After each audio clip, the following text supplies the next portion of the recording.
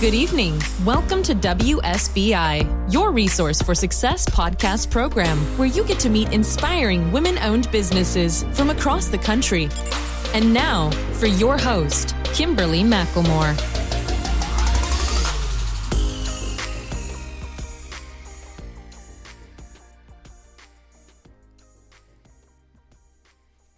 All right. Good evening and welcome to WSBI, your Resource for Success podcast program, where you get to meet inspiring entrepreneurs and women-owned businesses from across the country. I am your host, Kimberly McLemore, CEO and founder of the Women's Small Business Initiative and an award-winning author. Welcome to another night of sharing. With us, we have Gillian Seale. Gillian is known as a story tailor who designs illustrations, not clothes, and stitches together words and ideas, not pieces of a material, to create a tapestry of memories through her stories. The idea is similar to memory boxes, but in the unique form of a fictional literature legacy. She had the vision to set up tailored yarn for the purpose of preserving memories while bringing comfort and healing to children who have suffered the loss of a loved one. Her first book, Postpixie Missing in Action, was inspired by a close friend who was diagnosed with muscular dystrophy at the age of 11. It was at that moment, while working on the project, Gillian discovered how much she thoroughly enjoyed the process of writing and illustrating stories. Tailored Yarn is the first community interest company of its kind to write illustrated, beautiful, bespoke memory books for children facing grief and bereavement. So without further ado, please help me welcome to my platform, Gillian Seale. Good evening, Gillian. How are you? I'm doing well. Thank you, Kimberly. Thank you for having me on. Oh, it is my pleasure. And I tell you what, that was a mouthful to read. I was like, okay. I need to get myself together here. Oh, wow.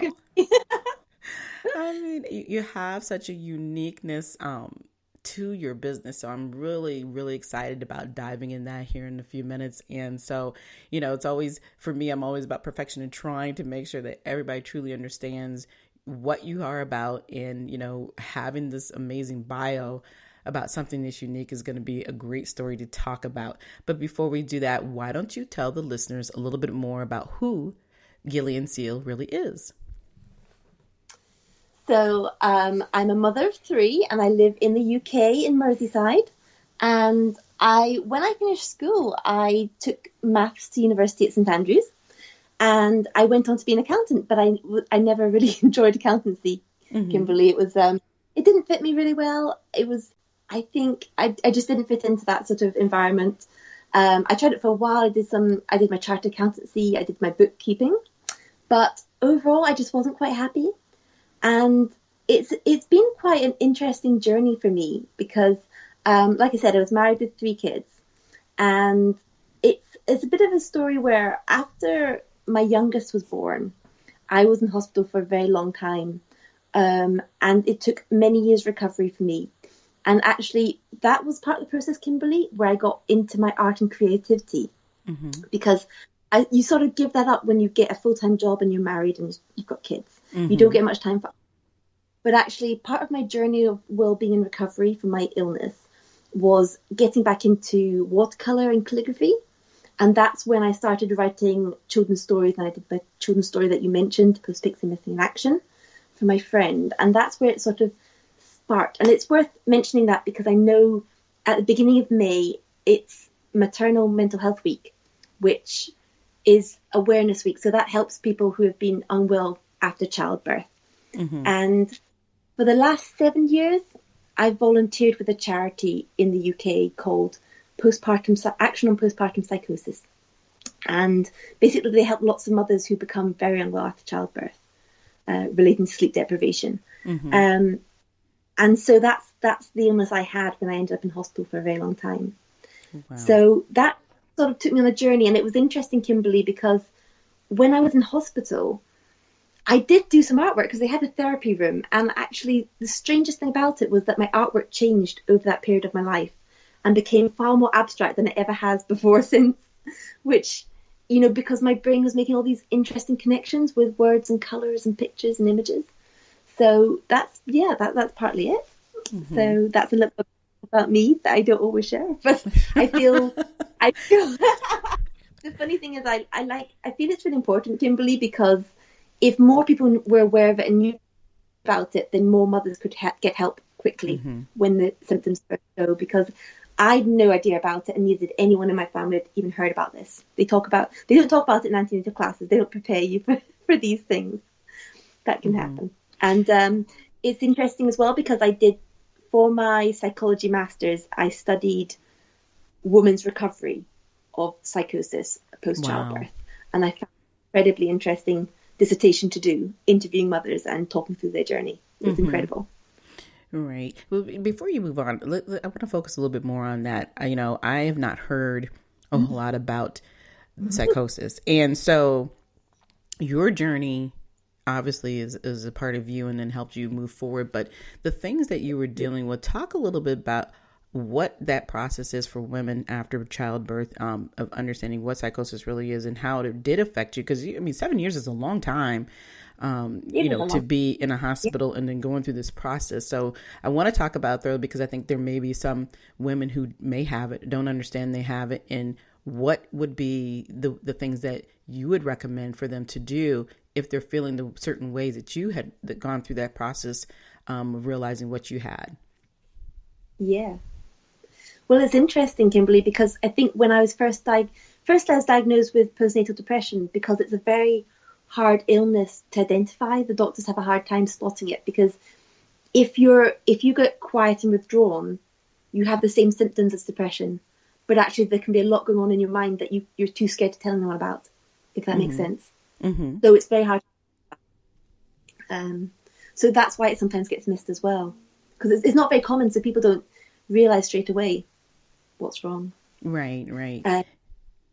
So yes. So postpartum depression, like I said, a lot of times as women, people look at us as well, there can't be anything wrong with you. You should be the happiest person in the world because you just had a baby, right? So it's that attitude of misrepresenting everything and clumping everybody in the same box as normal. That's usually the first thing that you hear for anybody when it comes to certain illnesses.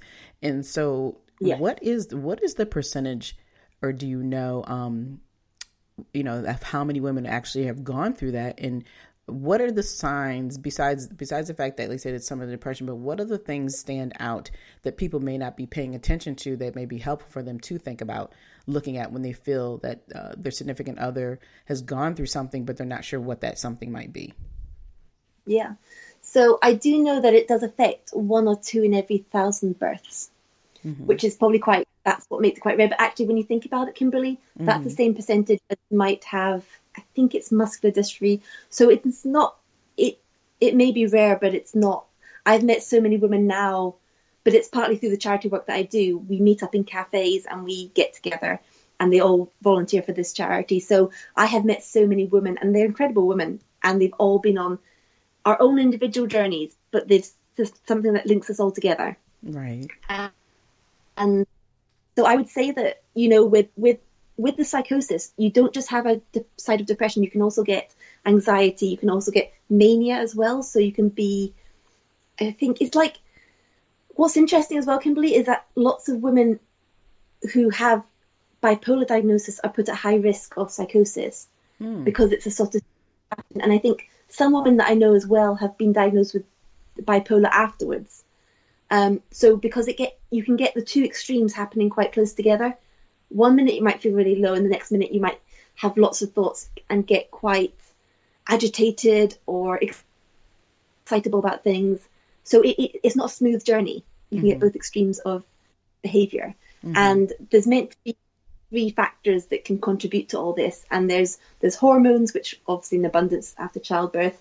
There's stress, which again is quite common, but also sleep deprivation. I do feel that's a very significant one, because they use sleep deprivation as a form of torture, because they know you can't keep everything together in your mind if you're deprived of that.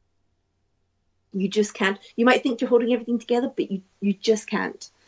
So I always felt that was a massive factor as well. So I think it's trying to support new mothers as much as you can to have plenty of sleep and to get plenty of rest. Right. Which I didn't do, because obviously you've got a baby to look after and things can get quite stressful. But the good news is it is very, there's a very high chance of making a very good recovery, Kimberly, as well, because I was actually in hospital for a few months, but it took a few years of medication and support from a community mental health team for that recovery. So I would say that from the dissertation I did on psychology, I learned a lot about how it's a lot to do with patient insight. The more you understand the illness and yourself and your own journey, the easier it is to sleep well. Because if you have a bad night's sleep, you're more conscious that you need to make sure you get more sleep the next night, etc. And you can see the signs of a decline, and then you can get more help. So it's understanding your own illness. The patient insight side of it is very important, I would, in recovery. Yeah. Right. And I would agree with that. I mean, so, something like this, is it something of a similar, like a chemical imbalance where, like I said, with all the things going on in our bodies, after having and carrying a child, and then, afterwards, like I said, most people, we consider ourselves being normal, which I don't think for any woman is really considered normal, but those are just the things we're so used to dealing or hearing with, because those are supposed to be the happiest moments of our lives. But beyond, like you said, figuring out that balance of, understanding who you are and what you're going through, is it a part of a chemical imbalance? And is that a part of the reason why medication is so important as well?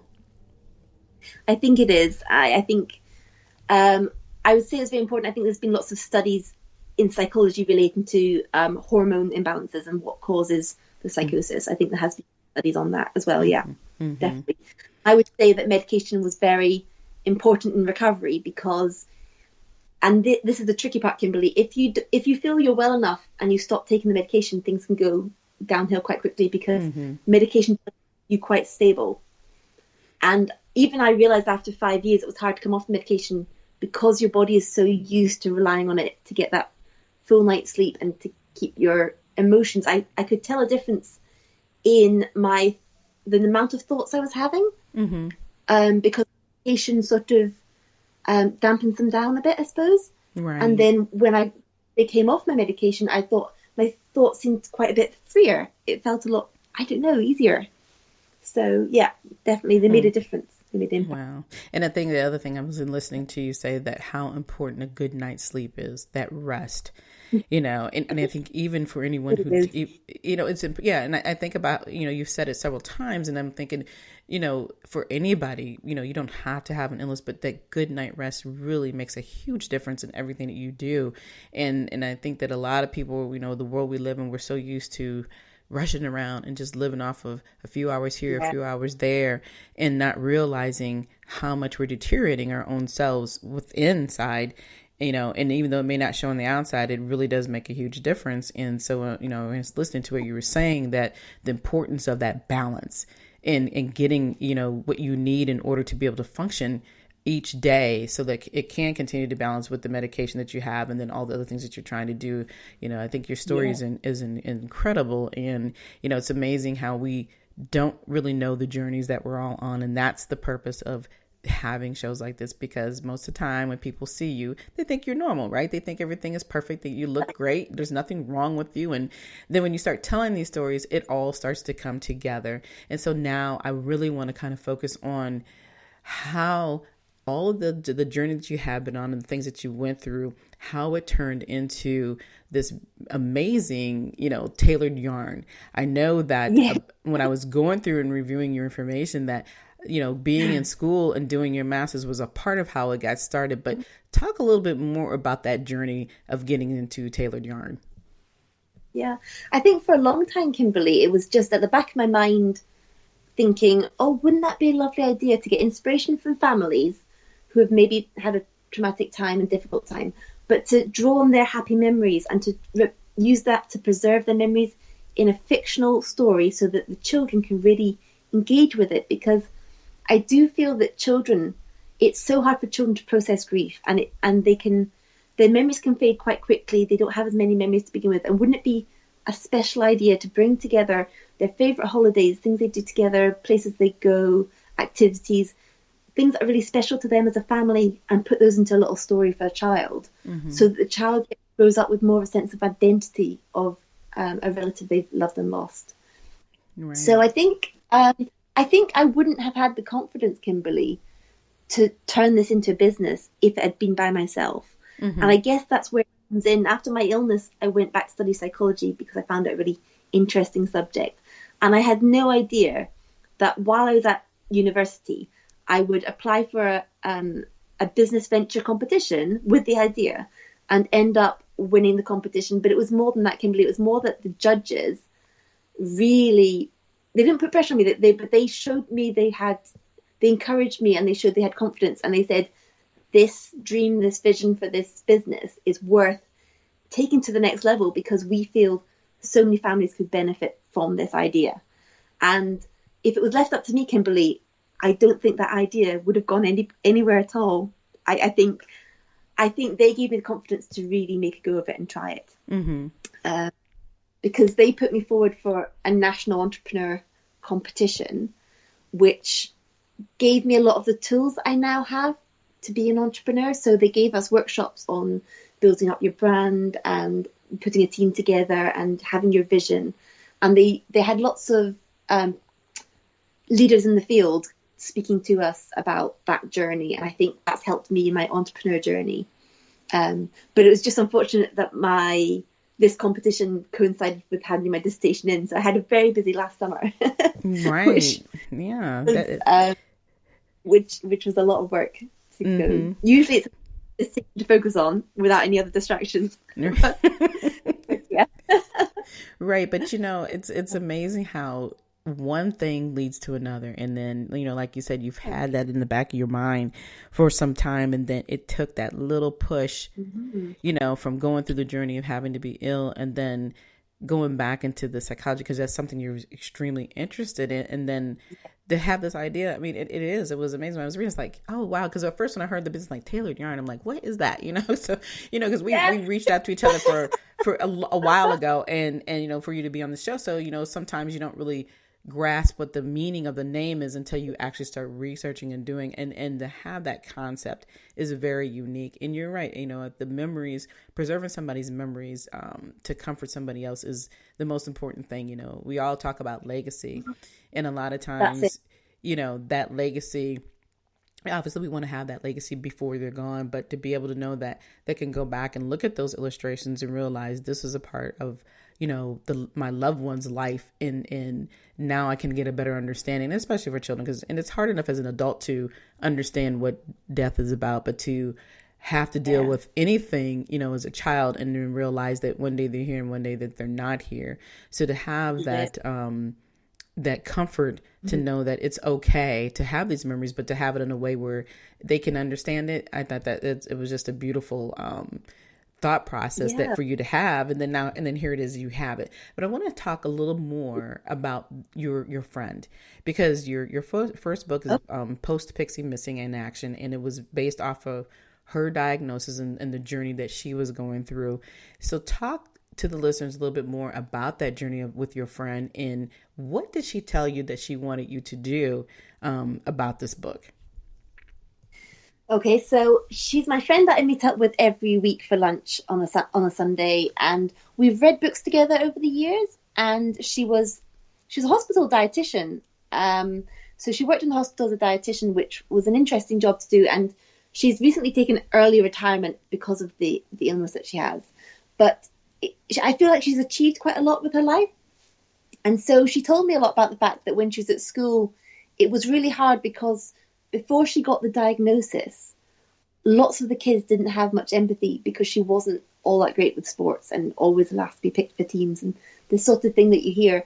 And it wasn't until she got diagnosed that everybody realised that she was genuinely trying her best, her very best, but struggling physically. And that was the condition, which has kind of put itself in the story, because the characters in the story are both pixies and they're twins, and one of them has got her magical ability to be fast and strong and deliver post all over the woodland, but her magic is fading, and that's the part of the story where it's like we spoke to the charity Muscular Dystrophy UK, and they said it's a lovely idea because in muscular dystrophy your muscles get weaker gradually over time. That means you can't do as much as everybody else.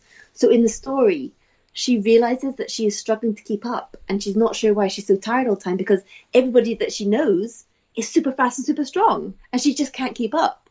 And she's scared to admit this to everybody.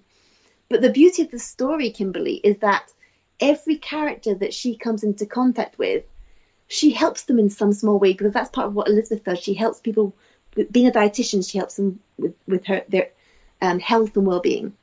So in the story, the main character helps everybody, and then when they realize that she's struggling herself, they help her to refocus on her life and look at what she's good at. So it's all about looking at people's strengths, abilities, and talents, and not focusing on their disability. It's all about what they're able to do.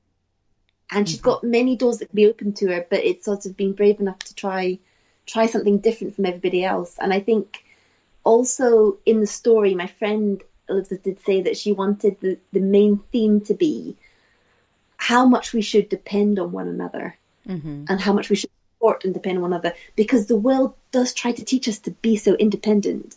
Yes. And she's like, but that's not necessarily what it's about. There are people who need that help, and I think not to feel like you're being a burden, because actually people genuinely care enough to help you and to support you. And it's, don't be scared to depend on people. And so that's the linking theme with all the characters, is they all do different things to help one another. That's the main theme of the story, if you like. And that was my friend's idea that inspired that. Yeah. And I think, I loved how, you're talking about the fact that she was the same person that she wanted everybody else to be like her, where she was the one who was constantly helping others to do better for themselves, when it came to the dieting and so forth as a dietitian. So it was all about health and wellness and love and caring. And then the moment that she needed that, she got that in return. So, her thought process was very on point when it comes to, we live in a world where everything is about, well, I want to be independent. I don't have time for you. I'm going to do this and do that. But at the end of the day, we all realize that we need people for everything that we do, whether it's in business, whether it's something personal, and sometimes we can get wrapped around the axles. And then, a good thought process here is obviously in 2020, it was the roughest year that most people have had in a long time, because when you take for granted that you think people are always going to be there, you're used to just being around them. That was a moment where you had to really hone into yourself. You didn't always have people around you consistently.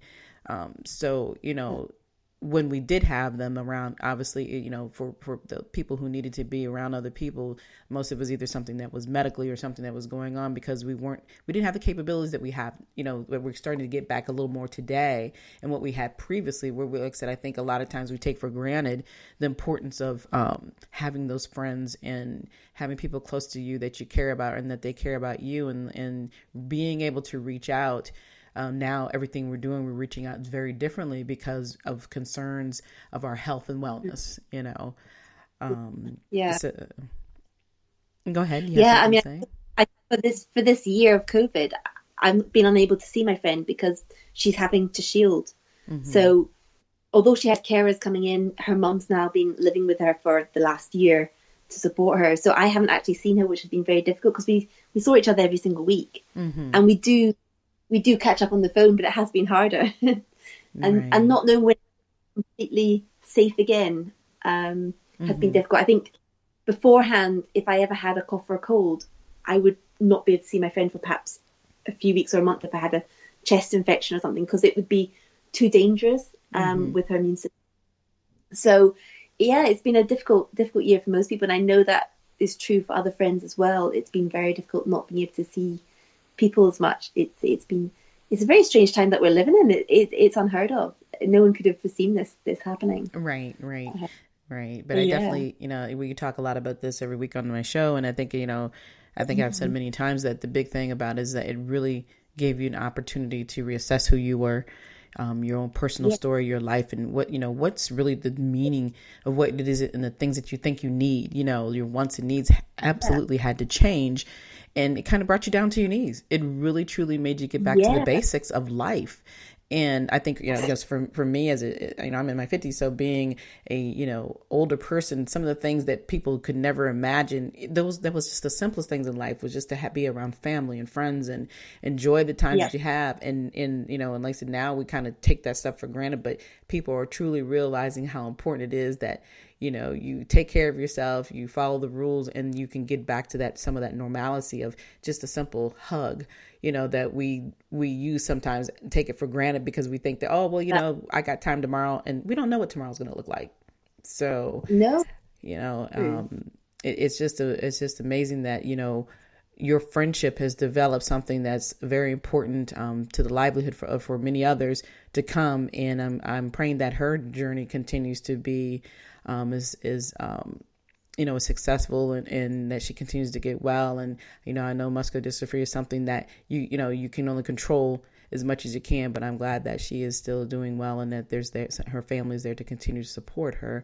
And she knows that you're there. So, that's the beauty, even if you can't physically be around each other. Yeah. And she has a very rare condition of it, because I think Dutch-N's muscular dystrophy, it mainly affects the males in the family through the gene. But she's a female carrier with symptoms, which is, you don't come across very often. Wow. Yeah. Interesting. But I think, Kimberly, she's the most incredible person I know. And I think that's how the story was inspired, because she is always so positive, and she's always thinking about other people, all the time. And I think she's touched so many lives. She's got a real focus and a real heart for everybody. And I think that's one thing that I found so inspiring, really. Right. Well, with all of her love that she's touched with everybody else, she's going to definitely get that back twofold. And as she continues to go through her journey, and then sharing the book that you had wrote, Postpixie Missing in Action. So a couple more questions before we end. Sure. Talk about for the listeners about what it means to be in business, and what advice would you give them if they decide that they want to start a business? Oh, so I would say I found it particularly, we've only been established for maybe about a year now. So we're still in the very early stages. And I think for the first year, I had to do everything myself. I had to do all of social media on different platforms. I had to do PR, so interviews and podcasts. And I had to do all the admin, the finance, all these different aspects of it, apply for grants. And that's, in some ways, that's the toughest year. And it was also COVID, which sort of made it trickier in a way, because all of the grant funding was frozen. Everything shut down. Wow. You couldn't get grants, which made it hard. I couldn't go into schools as well, Kimberly. I had this book out ready to go. I was going to sell in all the schools I could find, and then they just shut the doors, which, it's hard enough for parents. It's been really difficult. But for a new business that was going to rely on that as an income stream, because I want to give the books away for free, that kind of put a real spanner in the works for me. But I would say it's been a real journey of learning, and sometimes it's best just to go for something, go with your gut, or decide on a way to progress forward, because progressing forward is better than just staying where you are and being too scared of trying something different with the business. So I would probably say that. But also now, because I'm a non-profit, I am able to have volunteers, which personally has made a huge difference. And I think businesses would find this, as soon as they can bring people on to help them with the difficult areas of business that they can't do themselves, things do start to get a bit easier. And I think I would say to new entrepreneurs, don't put pressure on yourself to have lots of income straight away, because every single business that starts up takes a long time before they get to the point where they're breaking even and they can start to profit. So don't expect that to happen straight away. You've got to be so patient. You're in it for the long term. It's a marathon, not a sprint. And it's sometimes hard to accept that straight away, but that's what I find, definitely. Yeah, and I hope that helps. No, it is. It's very helpful. And the thing that, like I said, you're still very new, but it, like you said, it's not about how fast you get there. It's to continue that journey and take it as it comes and learn from everything and those experiences that you're having. Because if you plan on being in business, right away and for long existence, these are things that this is what it's all about. Nothing's ever perfect, but business is what it is. And, like you said, unfortunately, what happened last year, nobody would have ever thought. But, I'm glad that you're continuing to hang in there and keep doing what you're doing, because what you have, tailor yarn, is absolutely unique, and it definitely is something that we all need.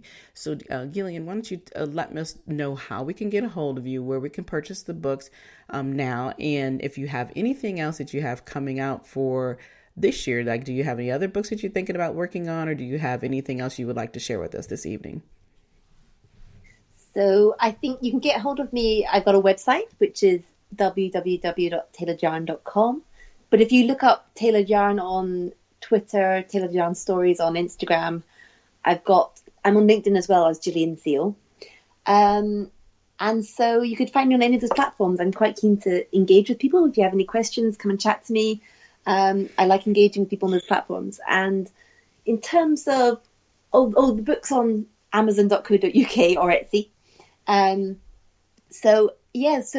I think the next book that I'm going to do, because I've only got a couple of families who've approached me so far, I've focused on doing a book about the topic we were talking about earlier, Kimberly, which is it's going to be called Mummy's Amazing Rainbow Mind, and this is the book that I'm doing for myself because the story is finished. I just have to do the illustrations work for it. But I think it'll be the first ever book on postpartum psychosis that's ever been written for children, anyway.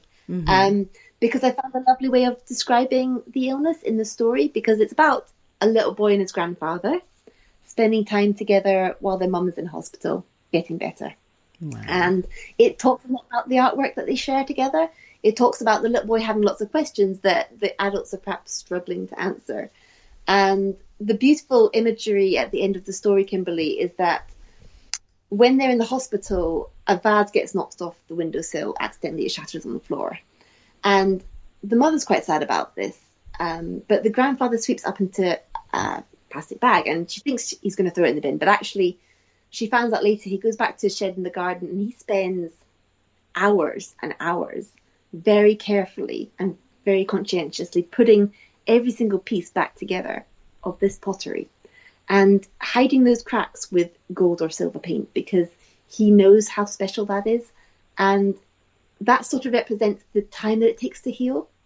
And also that you can become more beautiful because of what's happened. Sort of what you've been through in your journey can make you a stronger, more beautiful person at the end.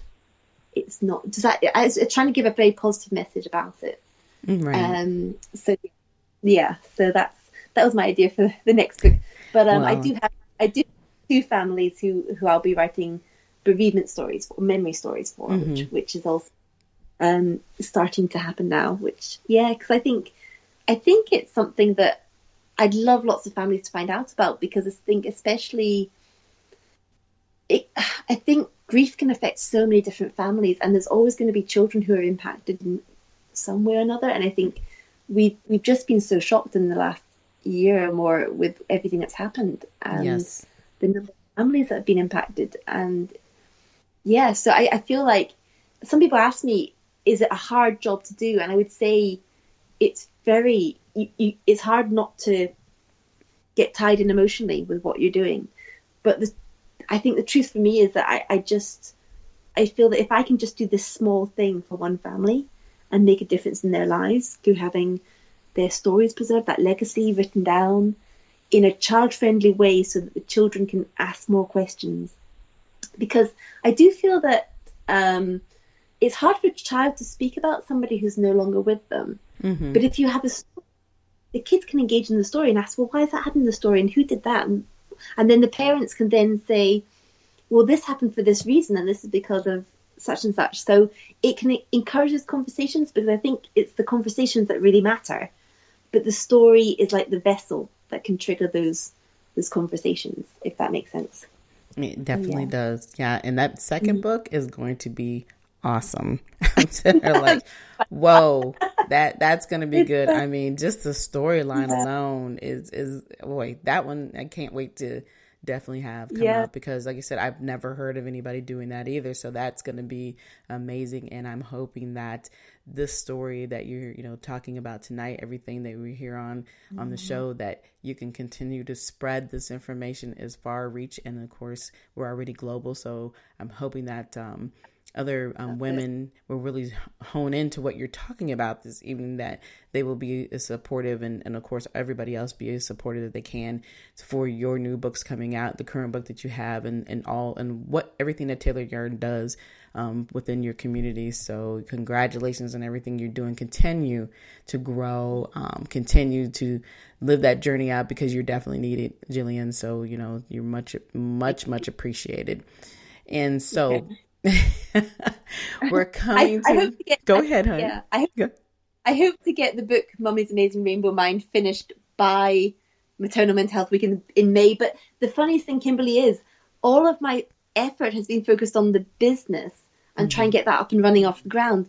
But I've neglected my illustration work and I've neglected the actual stories, which is crazy because that's the area that I most love and I'm most interested in doing. But then everything else takes over. Everything else feels more important. So it gets put down the list of priorities. Yes. And I can go for weeks not painting. And then I think I'm never going to get this next book out because the story's done. The pictures are never going to get finished. So it'll definitely, it'll work itself out. And, you know, and one funny part is you talked a few minutes ago about, you know, when you're new in business, you're by yourself, you're doing everything. So now that you're growing, you're learning and understanding the business side, you're going to be able to realize, okay, these are some things that I can continue to outsource. You know, I can continue to help get people to help volunteer on so that you can focus on the things that are most important as a part of the business, because Tailor Yarn is about those memories, about those books. And so being able to share those books to the world are going to be the most important piece of the business, but it'll all balance out. You're going to continue to do fine. You just hang in there. Don't give up on us, Gillian. No, I just have to manage all my volunteers instead of doing all the work. So yep, there you go. There you go. Yeah. So, yeah. And look, and put those kids together. Put those kids to work too. You got 3. Put them to work. Yeah, I will. I'll get them to market the books because they would hold up the books. That'll be fine. Exactly. My oldest daughter has a book in her hand since the moment she gets up in the morning till when she goes to bed at night. She's just obsessed with reading books. Wow. So, you know, she could be the perfect book reviewer. There you go. And marketer. And marketer too. Yeah. So yeah. Absolutely. So really good. Yeah. It's all very exciting at the moment anyway. It's all very exciting. Absolutely. And it'll continue to be exciting for you because I said you have something very special and, you know, continue to move forward in your journey. You know, yeah. So, you know, don't give up. Like I said, it's something that's needed. Yeah. Oh, I appreciate that, Kimberly. No, it's really good. You're welcome. So I want to thank you for coming on to the show tonight. And do you have any last words for our guests? Just never give up on your dreams. They're always worth fighting for. That's it. Amen. All right. All right. Well, thank you again, Gillian, for coming on tonight. Obviously, though, before we close tonight's show, you know, we heard so much about the unique way for children to deal with loss by illustrating grief and bereavement through a tapestry of memories. And then, of course, we heard other things that I wasn't even anticipating this evening that I hope that you all understand. You know, it's just been an eye-opening evening that, you know, like I said, it's amazing how we go from one thing to another, you know, with you having to deal with the illness that you have with postpartum and so forth, that people sometimes they hear the word and they take it for granted. And I'm hoping that my listeners this evening have been able to really open their minds and realize how you have one thing that can push you forward into something else, that can push you into having an opportunity to deal with your passions that you want in your dreams and bring them to life. So it always leads me to ask my listeners, what do you wish existed for you in 2021? Please reach out and talk to me. If there's something you have a goal or you just want to talk, get it, you know, I'm that shoulder that you can lean on. You can somebody can hear your story and we can figure out the next step. So you can reach me at KimberlyWSBILC@gmail.com, and we can go over everything that you just want to talk about to see where your journey needs to go to next. If you want more of WSBI, like an additional podcast show, maybe some free virtual live Q&A sessions with your favorite entrepreneur, help us raise our $5,000 so we can provide more resources for success, go to www.wsbillc.com and do your donation. Again, we would like to thank you all for listening to us tonight. We will be back next week with more amazing guests. Be sure to follow us on iHeartRadio or download our mobile app on Google Play or wherever you listen to your podcast. But until then, enjoy the rest of your evening and good night. Good night, everyone. We will be back next Thursday evening at 7 p.m. Follow us on Spreaker, www.spreaker.com/user/WSBI. View our new WSBI website anytime at www.wsbillc.com and on Facebook, Twitter, YouTube, LinkedIn, and Instagram.